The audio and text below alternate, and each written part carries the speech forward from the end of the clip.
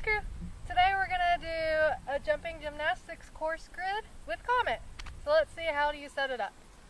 1, 2, 3, 4, 1, 2, 3, 4, 1, 2, 3, 4, 1, 2, I love counting whatever the amount. 1, 2, 3, 4. Hey guys, so your average horse canter length is 12 feet. And as you can see, I have a measuring tape that's measured out 12 feet in front of me. The best way to figure out if you're counting the correct strides is to get a measuring tape and measure out your own footfall. So a pretty exaggerated step for your average person is about 3 feet, including myself. I'm pretty short-legged, but I can still muster a 3-foot step.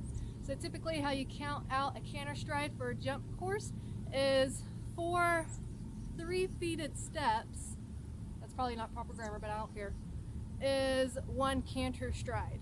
Now Comet is a little short-strided. His canter stride's probably closer to 11 to 10 feet. But I want him to start to learn to extend his canter out. So this gymnastics grid, I'm going to go ahead and set up for the regular 12 foot. And it's really going to help him use his hind end to really extend his stride out and get up over those jumps. We have 1, 2, 3, 4 for 1 canter stride. We're going to do a 2 stride to a 1 stride to a bounce. So this will show you a pretty good variety of how you can set up different types of grids.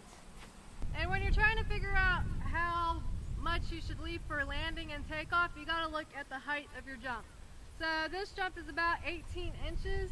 You want to leave about 18 inches on the ground as a takeoff and a landing distance. So if you think about the height of the jump, if you laid it flat on the ground, that should be about your takeoff and landing distances.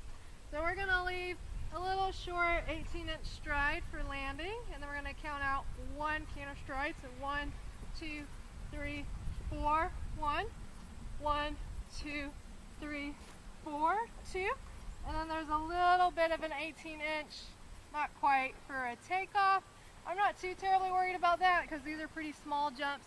Like I said, Comet has a short canter stride, so he should easily be able to fit 2 strides into that. So again, this is an 18-inch jump. We're going to leave a bit of an 18-inch gap for landing. And this is going to be our 1 stride. So 1, 2, 3, 4 for 1 stride, and then a little bit of a takeoff for him. And now a bounce is where they land and take off simultaneously, so there's no canter stride in between. Typically a bounce, depending on your horse, will be 8 to 10 feet.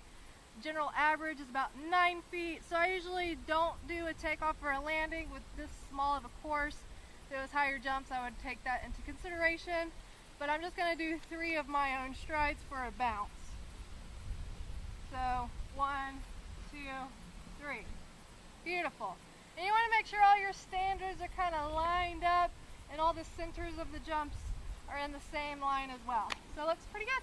I'm going to get tacked up. I'll meet you guys back out here. We'll see how Comet does. I'm just going to talk you guys through a little bit of my warm-up ride before I got to jumping through the grid. I'm really just trying to encourage Comet to really step underneath with his hind end and round through his top line. I'm really not asking him to manipulate his head at all. But he just kind of naturally drops it. I'm not trying to get him in any kind of frame. I'm really just focusing on getting that hind end coming up and stretching up underneath him, and then your vertical flexion will come along with that. So here I'm doing a medium canter, and then on the long side I'm really pushing with my seat, and my elbows are soft and supple to really push him out into a more extended canter. And then I'm bringing him back up to a more medium canter. I know it's not a very big difference between his medium and his quote-unquote extended canter, but that is what we are trying to work on. He just has such a short, choppy little stride. Really trying to get him to extend and use his hind end and round his top line through. Just use proper body mechanics. So here I'm going to do the same canter exercise going to the right. So we'll do a medium canter circle. I'm asking him to bend around my inside leg there.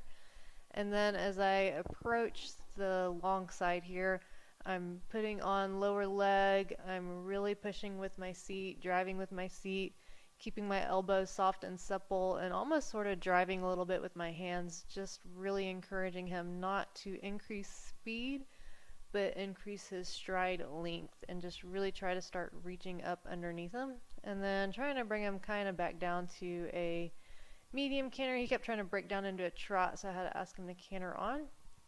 And then when he does come down to a trot, I don't let him just fall out and come down to a walk. I want him to come into a nice working trot and keep working on bringing that hind end into his front footsteps. And then I had just one little X over here that I did a little warm-up jumping over before we went over and did the grid work. And again, in between jumping, I'm bringing him back down to a medium trot, and I'm encouraging him to stay in this working medium trot and really bring his hind end up underneath himself and not let him fall out into a flingy canter or a flingy trot after the jumps. So doing this kind of work in between jumping will encourage him to round his top line, which in turn should encourage him to round his top line a little better over the jump. As you can see, he just kind of flings himself over the jump, and I'd really like him to get some scope and really start to round over the jump. So that's what we're working on here.